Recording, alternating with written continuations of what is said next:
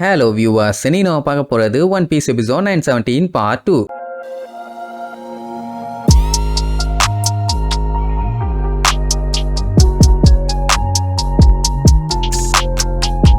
Open பண்ணா அந்த gecko மொரியா வேலியில போயிட்டு இருக்க ஓனான வேட்டியில எடுத்து விட்ட மாதிரி வீம்புக்குன்னே பிளாக் பியர்டு கிட்ட போய் வம்பிழுத்துக்கிட்டு இருக்கான். அவன் வந்தான்னா உலக்கைய வச்சு வாயிலே கும்முன்னு குத்திடுவான். அது அவனுக்கும் தெரியும். ஆனா என்ன தைரியத்துல இவன் வாய் பேசிட்டு இருக்கான் தான் எனக்கு தெரியல. ஆக்சுவலா அவன் தேடி வந்தது அப்சலமே. கத்தி பார்த்துட்டான், கதறி பார்த்துட்டான். அப்சலமையும் காணும், பிளாக் பியர்டையும் காணும். இதுல வேற பிளாக் பியர்டு கொலை மிரட்டல் அப்படின்னா பிளாக் பியர்டு ஆளுகளை என்ன பண்ணுவோம், மூடிட்டு சண்டை மட்டும் போடணும். நீ கேட்டாலாம் நாங்க சொல்ல மாட்டோம்பா. ஆமா, அவன் வந்து இவங்களை படுக்க போட்டு எண்ணெயை ஊத்தி நலங்கு மசாஜ் பண்ணி தான் கேட்பான் பாருங்க. அவனோட ஷேடோல இருந்து வழக்கம் போல பேட் சவரை வச்சு அவனை போட்டு கவுன்னு கவ விடுவான். அவ்வளவு நேரம் கன் மாதிரி சொல்ல மாட்டோம்னு சொன்னவனுங்க கடைசியில 2 கடி வாங்கினவனு சொல்லிடுவானுங்க. அந்த நாய் அங்கதாங்க இருக்குன்னு. அப்புறம் என்ன மறுபடியும் விடாம வெளியே வாடா விளக்கண்ணே, என்கிட்ட இருக்கு சீமண்ணே, உன்னைய ஊத்தி அப்படியே கொளுத்திடுறேன் ஓகேவானே அப்படின்னு விடாம இழுத்துட்டு இருப்பான். அப்ப அங்க ஒரு கொம்பு வச்ச மீசக்காரன் வருவான். இவன் யாருன்னா பிளாக் பியர்டோட 4th ஷிப்போட கேப்டன். இவன் பேரு அவலோ பிசரோ, கரப்ட் கிங்னு சொல்லுவாங்க. வந்து பார்த்துட்டு எந்த எடுபட்ட மூதியை விட காலங்காத்தால வந்து நொய்யின்னு கத்திக்கிட்டு இருக்கவன். அவன் வாயில பெட்ரோலை ஊத்தி கொளுத்திங்கம்மா. அவன் ஆளுகெல்லாம் வந்து மேட்டர் சொல்லுவாங்க. இந்த மாதிரி கெக்கோ மோரியா வந்திருக்காரு, அதுவும் அப்சலம தேடி. அவர் இதுக்கு முன்னாடி 7 வார்லால ஒரு ஆளா இருந்தவர். இப்போ கொடனிலே 4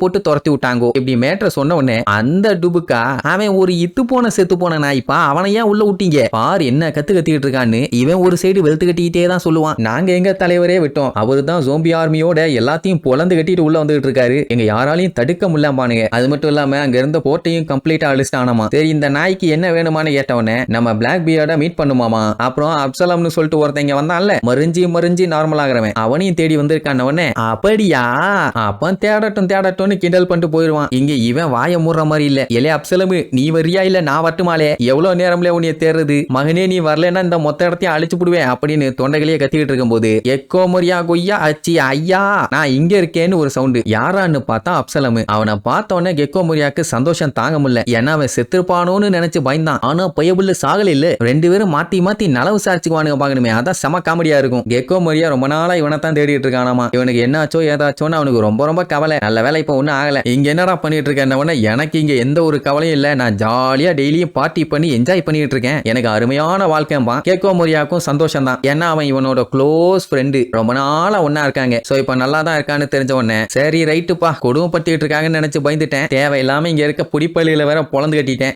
ஓகேன்ட்டு அங்க இருந்த ஜோம்பிஸ் எல்லாத்தையுமே மறுபடியும் அவனோட ஷிப்புக்கே அனுப்பி விட்டுருவான். ஆக்சுவலா அவன் பயந்து வந்தது பிளாக் பியர்டு இவனை பிடிச்சு வச்சிருக்கான் அப்படின்னு. ஏன்னா அவன் ரீசெண்டா கேள்விப்பட்டது இந்த மாதிரி பவர்ஸ் வச்சிருக்கவங்க எல்லாத்தையுமே பிளாக் பியர்டும் அவனோட க்ரூவும் சேர்ந்து வேட்டையாடிட்டு இருக்கானுங்க. அதுவும் இவனோட பவர்லாம் பாத்தீங்கன்னா ரொம்ப முக்கியமான பவர். கிளியர் ஃப்ரூட்டை சாப்பிட்டதுனால அவனால அப்படியே இன்விசிபிளா மறைய முடியும். அந்த பவரை ஏகப்பட்ட பேர் தேடிட்டு இருக்காங்க. அதனால மாட்டிட்டானோன்னு பயம். அவ்வளவு நேரம் அப்சலம் பாத்தீங்கன்னா கெக்கோ மொரியாவை பாஸ் மாதிரி தான் பேசிட்டு இருந்திருப்பான். ஆனா திடீர்னு எனக்கு இந்த விஷயம்லாம் ஏற்கனவே தெரியுமே, நீங்க தான் பழசு அப்படின்னு சொன்ன அடுத்த செகண்ட் பின்னாடி அவன ஒருத்தன் அங்க இருக்க மரத்தை வெட்டி வீசுவான். யாராதுன்னு பாத்துக்கிட்டு இருக்கும் போதே அங்க இருக்க ஜோம்பிஸ் எல்லாத்தையுமே வெட்டுன்னு வெட்டி பாதியா போய் விழுங்க. யாரு வெட்டா என்னன்னு ஒண்ணும் தெரியல. அத பார்த்து பதறிட்டு இருக்கும் போதே கெக்கோ மொரியாவோட முதுகுல சரக்குன்னு ஒரு வெட்டு. ஆத்தாடி எந்த பேதியில போனவன்டா நீ வெட்டினவன்னு சொல்லிட்டு இருக்கும் போதே அந்த இடத்துல இன்விசிபிளா இருந்தவன் விசிபிள் ஆவான். அவன் யாருன்னு பார்த்தா அந்த ஷிரியு. அவன் யாருன்னு தெரியுதா, இதுக்கு முன்னாடி இம்பல் டவுன்ல வேலை பார்த்துக்கிட்டு இருந்தவன். அதுக்கப்புறம் ஏகப்பட்ட காவாலித்தனம் பண்றான்னு தெரிஞ்சவன அவனை ஜெயில அடைச்சு வச்சிருந்தாங்க. லூஃபி அவன் அண்ணனை காப்பாத்த போய் இவன் தப்பிச்சிட்டான். அதுக்கப்புறம் டீச்சி கூட போய் சேர்ந்துக்கிட்டான். ஐ மீன் பிளாக் பியர்டு கூட. அவன் கெக்கோ மொரியாவை அப்படியே வெள்ளத்தனமா லுக் விட்டுட்டு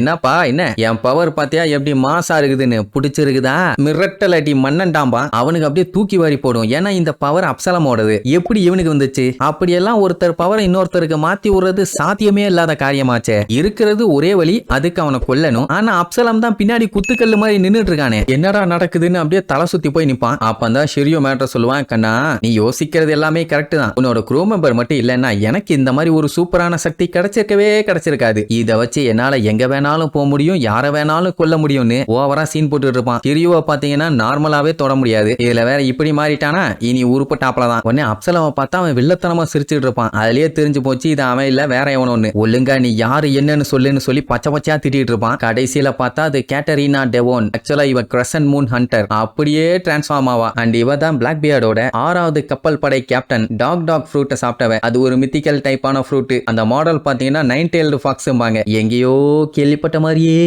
இல்ல. இவ தான் அப்சலா மாதிரி இவ்வளவு நேரம் நடிச்சிருக்கா. கெக்கோ மோரியாக்கு ஒரு செகண்ட் தலை சுத்த ஆரம்பிச்சிடும், என்ன தாண்டா இங்க நடக்குதுன்னு. அப்புறம் தான் மேட்டரை தெளிவா சொல்லுவா. ஆக்சுவலா அந்த அப்சலம் இருக்கான்ல, அவனை யாரும் போய் பிடிக்கல, அவனை யாரும் தேடல, அவனா வழியக்க இந்த ஐலாண்டுக்கு வந்து மாட்டிக்கிட்டான். அவனை போட்டு தள்ளி அவனோட பவரை ஷிரியோக்கு கொடுத்துட்டாங்க. அண்ட் அவனோட பாடி கூட இந்த டெவோன் கிட்ட தான் இருக்குதாமா. நோக்கு வேணும்னா கொண்டு போ, உனக்கு தான் டெட் பாடிஸ்னா யூஸ் ஆகும்ல, என்ன ஓகே தானே. அவனுக்கு கொலை காண்டாவும். அவன் இவனுக்கு உயிருக்குயிரான நண்பன், அவனையே கொன்னுட்டீங்களேடா, உங்க எல்லாத்தையுமே நான் டெட் பாடியா மாத்தி அப்புறம் ஜோம்பியா மாத்தி அங்கிட்ட இங்கிட்ட நடக்க விட்டே தீருவேன் அப்படின்ட்டு பயங்கரமா சபதம் விடுவான். தாராளமா ட்ரை பண்ணு, நாங்க எல்லாத்துக்கும் தயாரா இருக்கோம்னு. அவனை மொத்தத்துல ரவுண்டு கட்டிட்டாங்க. இனி அவன் பாடியில எத்தனை வெட்டு விழும், மண்டையில எத்தனை கொட்டு விழும்னு யாராலையும் கணக்கு சொல்ல முடியாது, அப்படி அடிவில போகுது. இது எல்லாத்தையுமே பார்த்துக்கிட்டு இருந்த பிளாக் பியர்டு கெக்க புக்கன்னு லூசு பைய மாதிரி சிரிச்சுட்டு கைய வச்சு ஜஸ்ட் ஏர்ல ஒரு பஞ்சு வைப்பான். ஒயிட் பியர்டோட பவரை பத்தி நமக்கு நல்லாவே தெரியுமே. அப்படி அவன் ஒரு பஞ்சு வச்ச உடனே அந்த தீவே கடமுட கடான்னு மொத்தமா அதிர்ந்து போய் ஆடி போய் உதறி போய் செதறி போய் ஒன்னும் ஆகாது, ஜஸ்ட் ஒரு வைப்ரேஷன் தான். அப்புறம் அங்க இருக்க பில்டிங்ஸ் எல்லாம் கொஞ்சம் செதறி போகும், அவ்வளவுதான். அப்புறம் அங்க வச்சிருந்த ஒயின் பாட்டிலையும் கொட்டி விட்டானுங்க சைல்டிஷ் பாய்ஸ். மைக்ல கத்துவான், டே கெக்கோ மோரியா, இந்த பைரட் ஐலாண்ட்ல எல்லாம் சாலியா என்ஜாய் பண்ணிட்டு இருக்காங்க, ஏன் தேவையில்லாம வந்து உசுர வாங்கிட்டு இருக்கே, உன்னை என்ன இப்ப சாவடிக்கணுமா? அங்க வரும்போதே சொல்லியிருந்தீங்கன்னா அப்படியே தண்ணிக்குள்ள முக்கிய கொண்டிருப்பானுங்கல்ல, எதுக்கு இவ்வளவு தூரம் வந்து எனர்ஜியை வேஸ்ட் பண்ணிட்டு இருக்கேன் உடனே? டேய் நீ முதல்ல கீழே வாடா, நான் மேல அனுப்புறேன்.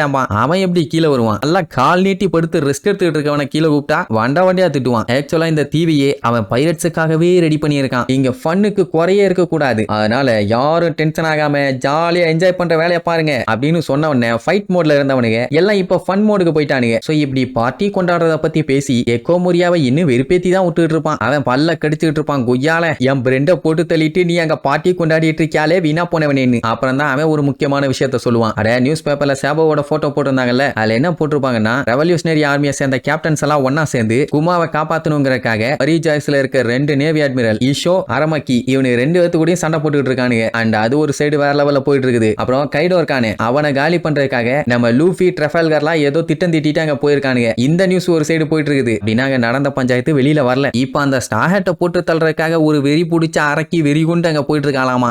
வேற யாரு, நம்ம பிக் மாம் தான். அட்டலையே கதி கலங்க வைக்கிறவ இப்ப அவனை காலி பண்ணாம விட மாட்டேன்னு போயிட்டு இருக்கா. இதுக்கப்புறம் முடிவு தான் ஆரம்பம். இங்க இருக்க எல்லாருமே சிம்மாசனத்துக்கு ஆசைப்பட்டு அதுக்காண்டி சண்டை போடலாம், ஆனா அதுல உட்கார போறவன் ஒரே ஒருத்தன் மட்டும்தான். அப்படி வெள்ளத்தனமா சொல்லிட்டு ஓங்கி ஒரு குத்துறதோட இந்த எபிசோடுக்கு எண்டு கார்டு போட்டு முடிக்கிறாங்க.